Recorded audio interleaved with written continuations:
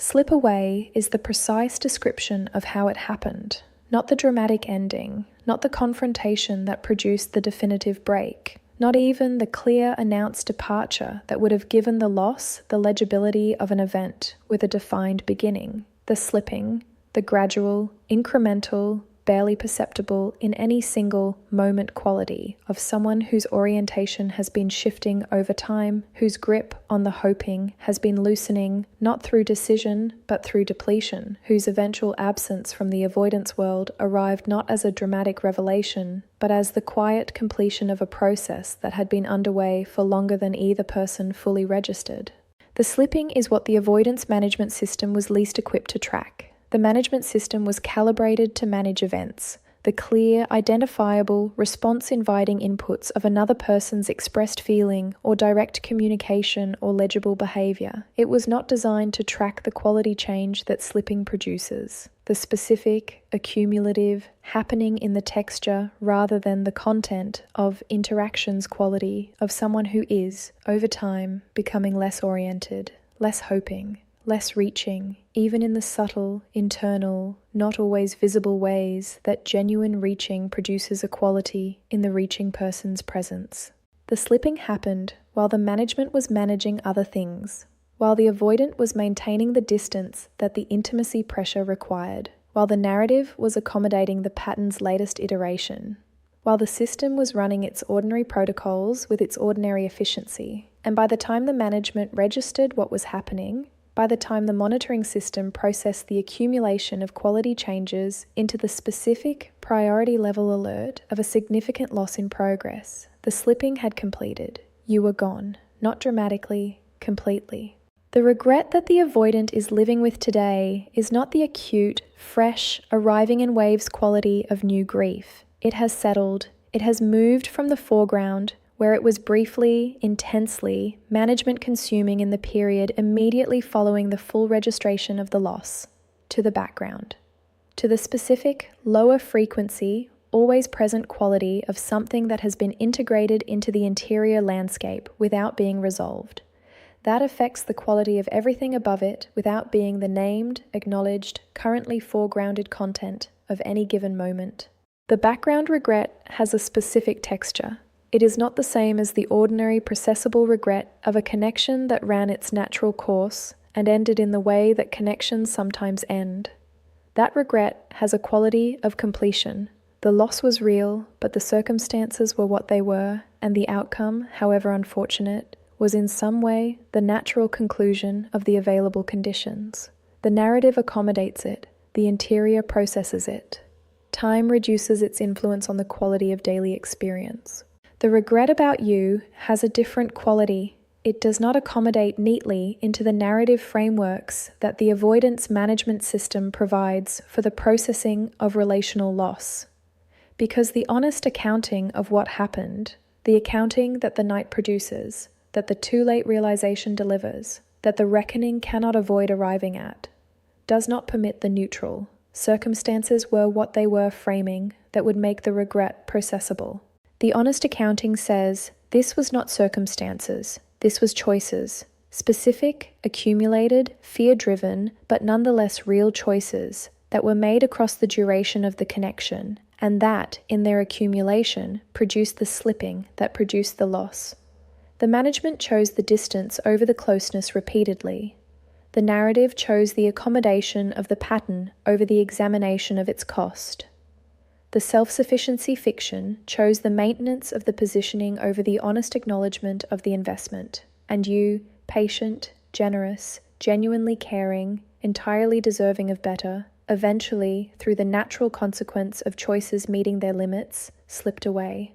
The regret lives in this accounting, in the specific, non-narrative accommodatable understanding that what was not lost to circumstances. It was lost to choices. And choices, unlike circumstances, carry the specific weight of the counterfactual, the not chosen path that was available and was not taken, the moment that could have gone differently if the fear had been faced rather than managed around, the specific instances, recalled with the vividness that the night's honesty produces, where the management chose the distance and the choosing of the distance was one more increment of the slipping.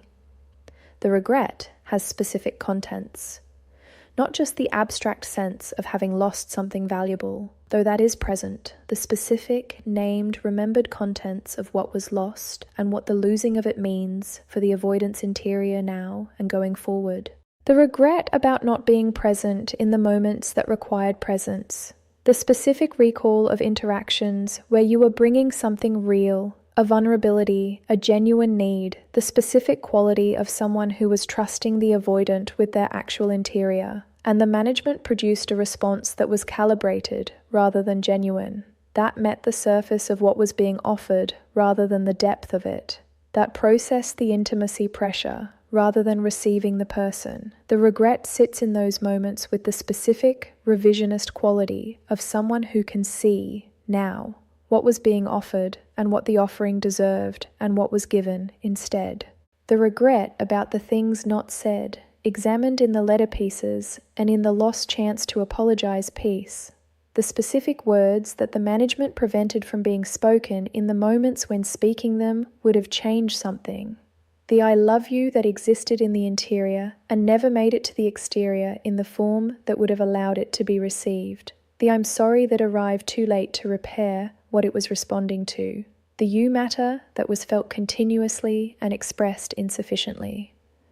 The regret lives in the gap between the feeling and the expression. The specific permanent gap that the management maintained and that you eventually, through the honest accounting of someone whose patience had been a finite resource rather than an infinite one, stopped waiting for to close.